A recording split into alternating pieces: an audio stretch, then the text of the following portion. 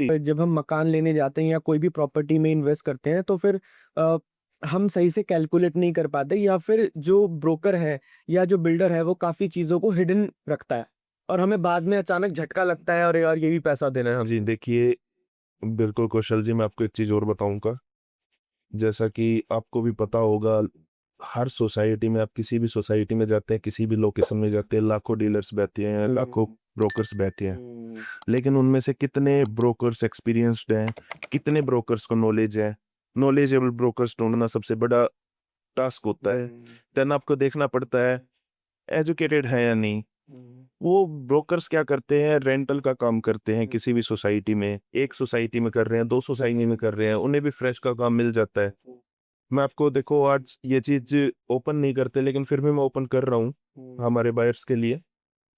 सो क्या होता है, किसी भी ब्रोकर को, कोई भी बिल्डर, जब उन्हें अपना प्रोजेक्ट सेल आउट करना होता है, हाइप बनानी होती है, तो वो ब्रोकरेज देते हैं। 3% 4% तक की ब्रोकरेज। अब आप प्रोजेक्ट खरीदने के लिए गए, आप अच्छे ब्रोकर के पास गए हैं, बिल्कुल बेशक गए हैं, लेकिन अच्छा ब्रोकर होगा, वो अपने कमीशन में से कभी पैसे नहीं छोड़ता है।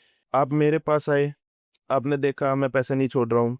आप किसी अदर ब्रोकर के पास गए, आपने देखा वो मेरे लिए 3% उसे मिल रहा है, उसने बता दिया ओपन मुझे 3% मिल रहा है, मैं आपके लिए 2% कम कर दूंगा। 4 CR की प्रॉपर्टी पर अगर वो 8 लाख रुपीज कम कर देता है, तो वहां पर आप उन ब्रोकर्स के पास चले जाते हैं। लेकिन उन ब्रोकर्स के पास कोई एंट्री पॉइंट नहीं होता है, कोई एग्जिट पॉइंट नहीं होता है, वहां पर जाके आप स्टक्ड हो जाते हैं, आपका पैसा फंस जाता है। क्योंकि सबसे इंपॉर्टेंट है किसी भी प्रोजेक्ट में, एंट्री लेने के बाद एग्जिट। एंट्री लेना आसान है, लेकिन एग्जिट लेना बड़ा मुश्किल है। तो यहाँ पर ब्रोकर्स आपको इस जगह पे फंसा लेते हैं। तो यहाँ पर कभी भी ये गलती नहीं करनी है आपको। हमेशा एक ट्रस्टेड ब्रोकर देखें, ट्रस्टेड ब्रोकर के साथ जुड़ें और उनके साथ उनकी एक्सपर्ट गाइडेंस में आप इन्वेस्ट करें।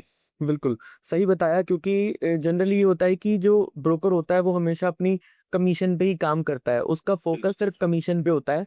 उसका फ़ोकस वहाँ नहीं होता कि जो जो बायर है वो इतना अपनी मेहनती कमाई लगा रहा है उस फ्लैट खरीदने में, कोई प्रॉपर्टी लेने में, मगर उसका फ़ोकस जो है, उसका जो गोल है वो सिर्फ़ कमीशन है आज के समय में।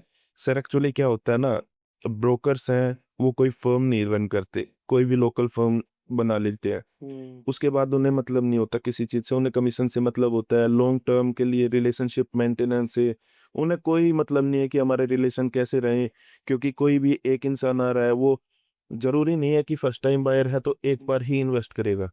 एक बार आप इन्वेस्ट करवाते हो, अगर आपने उन्हें अच्छी सर्विस दिया तो वो फिर आपके पास आएँगे, फिर आपके पास आएँगे।